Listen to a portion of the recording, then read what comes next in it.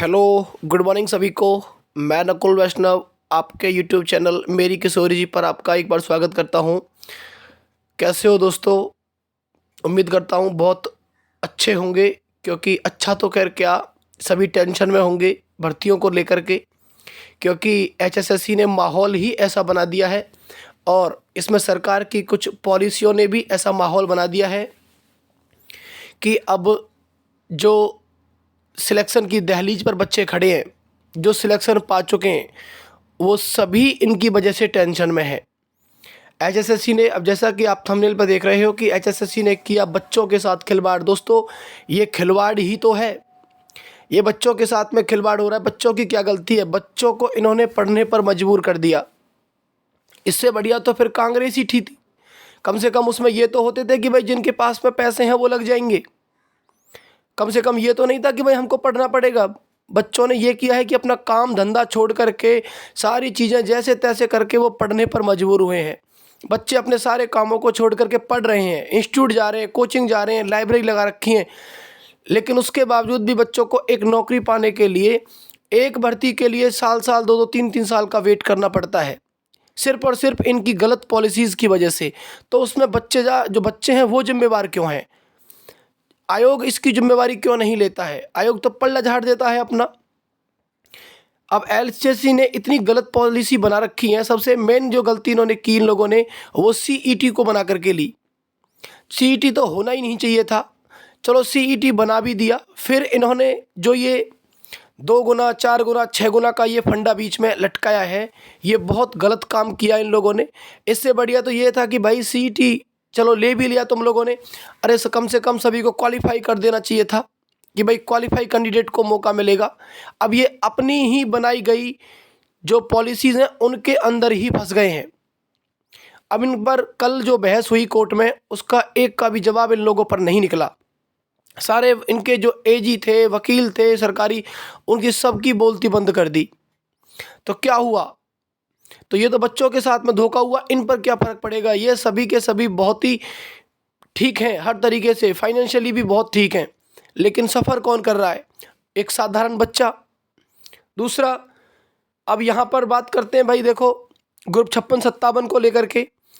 अब यहाँ पर कंडीशन ये है कि इन लोगों ने अगर बचाव नहीं किया और ये ऐसे ही वहाँ पर अपने बिना जवाब के आए दे करके और बचाव नहीं करते हैं, तो इसका मतलब है दोस्तों 56-57 भी कैंसिल होगा, क्योंकि हाई कोर्ट ने स्पष्ट कर दिया है कि भाई अपना जवाब दीजिए, कौन कौन सी कैटेगरीज को आप किस तरीके से बुला रहे हैं।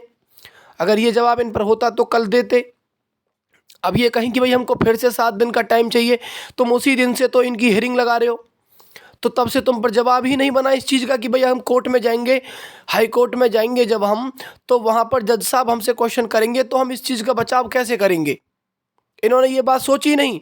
अब इनको टाइम चाहिए बिल्कुल इलेक्शन के टाइम पर कि हमें 7 दिन का टाइम दो, 5 दिन का टाइम दो, 2 दिन का टाइम दो, सोचने के लिए और जवाब देने के लिए। इतने समझदार लोग हैं, हम तो चलो कुछ भी नहीं, ये लोग बहुत समझदार हैं, कानून के ज्ञाता हैं, कानून इनके हिसाब से चलता है, तो इन लोगों पर जवाब ही नहीं है इस चीज़ का। टीजीटी को भी लटका दिया इन्होंने। टीजीटी के रिजल्ट की ये आ रही थी, उम्मीद थी कि भाई टीजीटी का रिजल्ट आ जाएगा, टीजीटी वाले बच्चे लग जाएंगे। उनका क्या हुआ? वो भी बेचारे लटके पड़े हैं। और सबसे ज़्यादा नुकसान तो इसमें ग्रुप डी वालों बच्चों का है।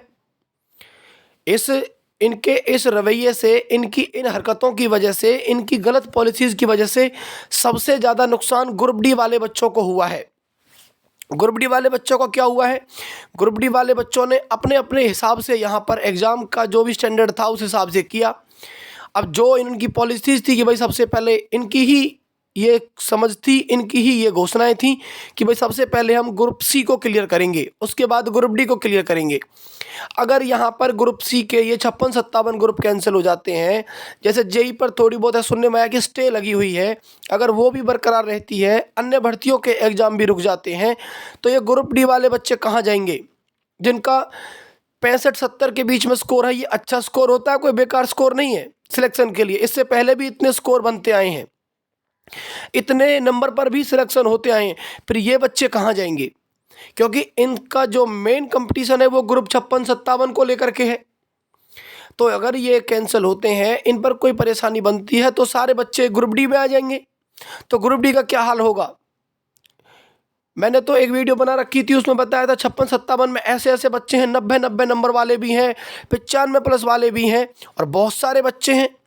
तो एक ग्रुप डी में नॉर्मल बच्चा जो जॉब ले सकता था, अब तो उस बच्चे के हाथ से भी जॉब गई। इस हिसाब से रही बात 5 नंबर की, तो सरकार तो 5 नंबर का भी बचाव नहीं कर पा रही दिख रही।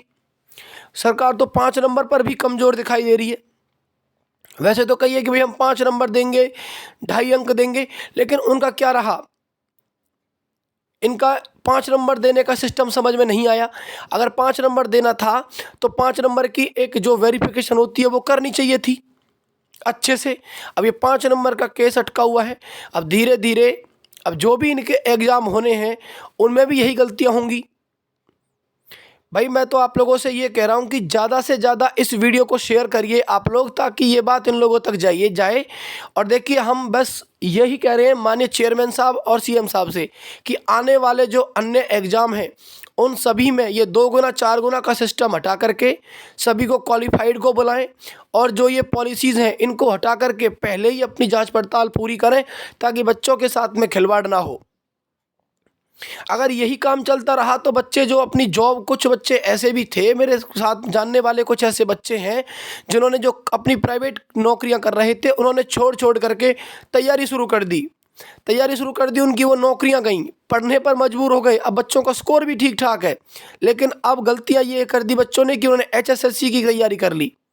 इससे भला होता तो वो किसी अन्य एग्ज़ाम की तैयारी कर लेते। तो यहाँ पर तो भाई सीधा सीधा बच्चों के साथ में मजाक हुआ है, इनका कुछ भी नहीं जाएगा। सरकार आती रहेंगी, जाती रहेंगी, लेकिन इस बीच में बच्चों का बहुत भारी नुकसान है। ये बच्चे लटके रह जाएंगे, और जो सरकार के अंदर बैठे हैं वो लोग फाइनेंशियली बहुत स्ट्रॉन्ग हैं।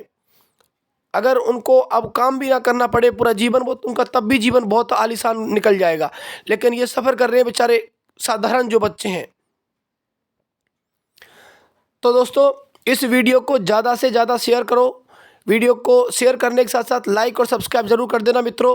कोई अपडेट आएगी एग्ज़ाम को लेकर के, इनके खिलवाड़ को लेकर के, तो उस खिलवाड़ का भी आपको बताया जाएगा कि भाई ये खिलवाड़ चल रहा है। अब HSSC की तरफ से पता चला था, कल मीटिंग हुई थी।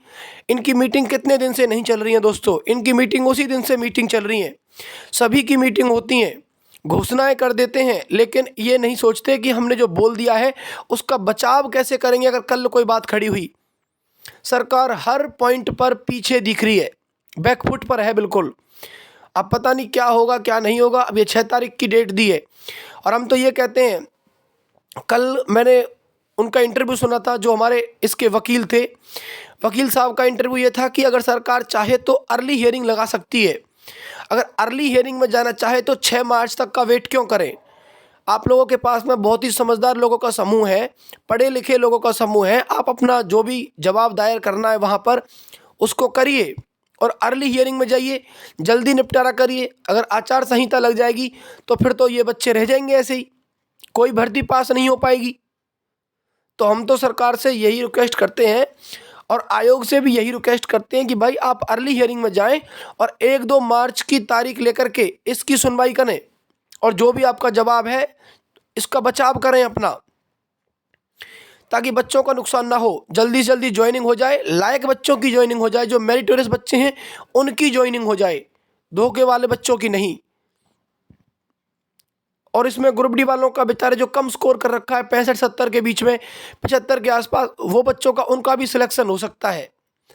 लेकिन अगर इस तरीके से ये करते रहे तो फिर तो ग्रुप डी में वही लग जाएंगे 80-85 वाले। ग्रुप डी कट ऑफ भाई इसमें तो बहुत हाई जाएगी फिर। तो दोस्तों, वीडियो को ज़्यादा से ज़्यादा शेयर करो अपने व्हाट्सएप ग्रुप पर, टेलीग्राम ग्रुप पर, ताकि ये वीडियो बहुत दूर तक जाए। बहुत दूर तक क्या, इन लोगों के पास तक जाए,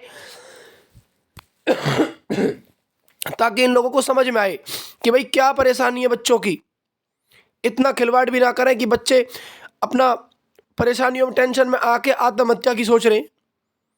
तो ये तो गलत बात है, बच्चे टेंशन में है इनकी गलत पॉलिसीज़ की वजह से। तो दोस्तों, सिर्फ इतना ही कहना चाहूँगा। वीडियो को ज़्यादा से ज़्यादा शेयर करें, लाइक करें और चैनल को सब्सक्राइब कर दें। कोई बात खबर नहीं आएगी तो आपको अपलोड कर दिया जाएगा।